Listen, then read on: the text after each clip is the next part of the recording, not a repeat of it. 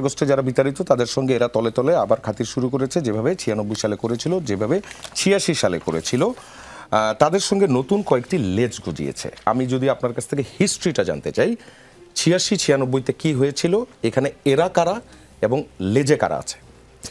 এটা পরিষ্কার, মানে ওনার এই যে একটা কথা আছে যে রিডিং বিটুইন দ্য লাইন্স, আপনি যদি সেখানে পড়েন, ওনারটা অবশ্য রিডিং বিটুইন দ্য লাইন্সের প্রয়োজন নেই, এটা ভেরি স্ট্রেট ফরওয়ার্ড। উনি যেভাবে সাল উল্লেখ করছেন, উনি এই যে একটি দল কথা বলা হচ্ছে তাকে সেখানে জামায়াত ইসলামীকে উল্লেখ করছেন।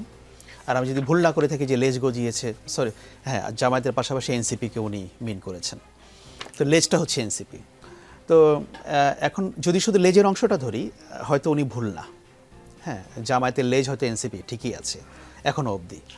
আর যদি হিস্ট্রির কথাটা বললেন, জামায়াতের তো হিস্ট্রি আছে যে আপনার সঙ্গে যখন আপনার অনেক দুর্দিন থাকবে, সেই দুর্দিনে আপনার পাশে না থাকা বা কোনোভাবে আপনাকে সাইডলাইন করে এগিয়ে যাওয়ার এই চেষ্টা তো জামায়াত করেছে। 86 সালের নির্বাচনে জামায়াত পার্টিসিপেট করেছে, সেই কথা প্রধানমন্ত্রী বলছিলেন। আর 96-এ তো সেই ওই নির্বাচনে বিএনপি অংশগ্রহণ করে না, কমিটমেন্টটা ছিল কেউই অংশগ্রহণ করবে না।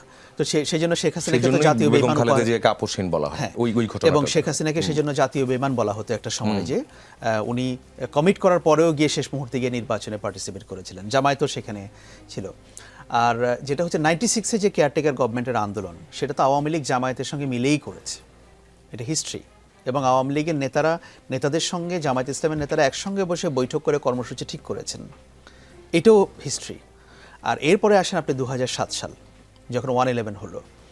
আপনি যদি হিস্ট্রির দিকে তাকান, বাংলাদেশে 1/11-এর সময় সবচেয়ে বেনিফিশিয়ারি ছিল জামায়াতে ইসলামী।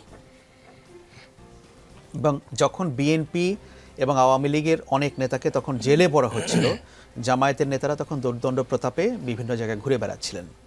জামায়াতের কয়েকজন নেতাকে, আলী হাসান মোহাম্মদ তৎকালীন, যাকে পরে ফাঁসি দেওয়া হয়েছিল যুদ্ধাপরাধের রায়ে, উনি একবার জেলে গিয়েছিলেন বটে, বাট অল্প কিছুদিন থেকে উনি বিজয়ের বেশে বেরিয়ে আসছেন। এবং তৎকালীন 1/11 সরকার জামায়াত ইসলামীকে ব্যবহার করেছিল বিএনপিকে নির্বাচনে নেওয়ার জন্য, যারা এটা পরিচালনা করেছিল। সো জামায়াতের তো হিস্ট্রি আছে, সেই হিস্ট্রি আছে। এখন দেখুন, রাজনৈতিক মঞ্চ কখনো স্থির বিষয় না। এটা আপনি পলিটিক্যাল সায়েন্সের যে কোনো থিওরিতে আপনি দেখবেন যে এটা চেঞ্জ হয়ে যায়, এটা চেঞ্জ হবেই। আজকে আপনি যাকে বন্ধু ভাবছেন, রাজনীতি এবং কূটনীতিতে চিরস্থায়ী বন্ধু বা চিরস্থায়ী শত্রু বলে কোনো ব্যাপার নেই। সো আমার ধারণা যে প্রধানমন্ত্রী হয়তো ওই আশঙ্কাটা করছেন যে হয়তো ভবিষ্যতে কখনো যদি রাজনৈতিক পট পরিবর্তনের কোনো ইঙ্গিত মেলে, সেই ইঙ্গিতে জামায়াতে ইসলামী কোন দিকে থাকবে এবং জামায়াতে ইসলামী প্রতীত স্বৈরাচারের সঙ্গে আবার হাত মিলিয়ে তাদেরকে, কারণ দেখুন, আওয়ামী লীগ ইন করতে চাইবে পলিটিক্সে, সেটা বিএনপির মাধ্যমেই হোক, জামায়াতের মাধ্যমেই হোক, কিংবা উভয়ের মাধ্যমেই হোক। এখন বিএনপি যদি সরকার পরিচালনায় খুব বেশি দক্ষতার পরিচয় দিতে না পারে, পাবলিক সেন্টিমেন্ট যদি তাদের এগেইনস্টে চলে যায়, জামায়াত যে এটাকে ব্যবহার করে বা অন্য কারোর সঙ্গে হাত মিলিয়ে সামনের দিনগুলোতে তারা ক্ষমতায় যাওয়ার স্বপ্ন দেখবে না, এটা তো আপনি বলতে পারবেন না। আমার ধারণা ওই আশঙ্কা থেকে হয়তো প্রধানমন্ত্রী বলেছেন।